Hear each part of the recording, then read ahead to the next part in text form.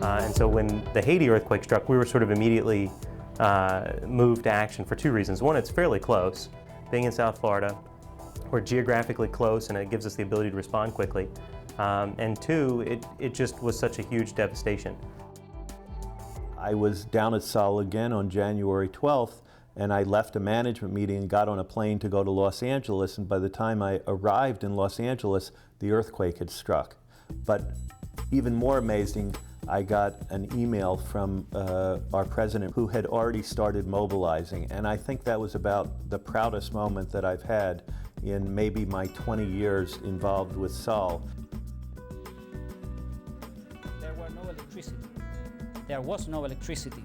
So it was very important, especially in the hospitals. Solar power permitted to continue working 24 hours a day. So the activities didn't stop at 6 o'clock in the afternoon. And you are able to double your effort trying to rescue and trying to save lives. Because as you can see, we have the tents and we wanted to control people that comes and go out from the shelter because we have a problem with thief. People fail to expect in a disaster is that when the light goes out, that everything else has to stop. And that's the part that I think most people forget. They're interested in getting medical supplies and food and water, and all that's very important. And it's critical, right? Because those are life-sustaining things. But the problem is that life goes 24/7, and so as soon as the sun sets, whether they can't operate safely, because in a lot of cases the civil unrest follows, or it's just too difficult to perform the task, whether they're looking for people, delivering things to certain locations, whatever it is, light is essential.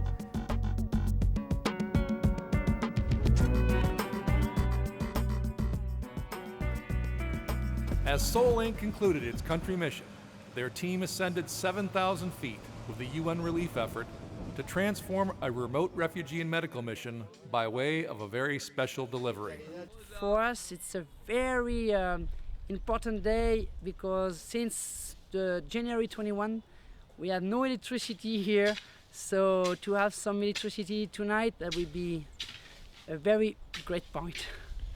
What the light will help the clinic is when we have some emergency, we have some people sleeping inside the tent, and when we have to go and look for them and see how they are, we won't have to go with a flashlight anymore. We could see them more better.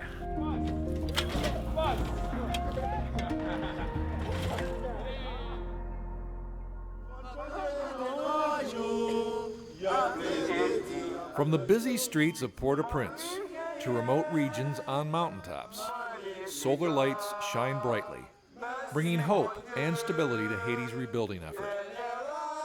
Thanks to the group of dedicated people at Sol Inc., the setting sun no longer dictates when the people of Haiti work, when they play, or when they live.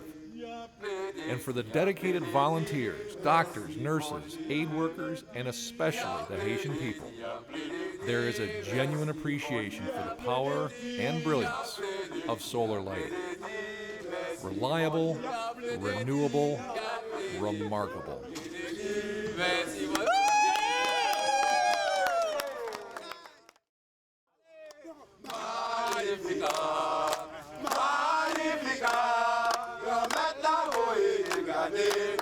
Merci pour ça.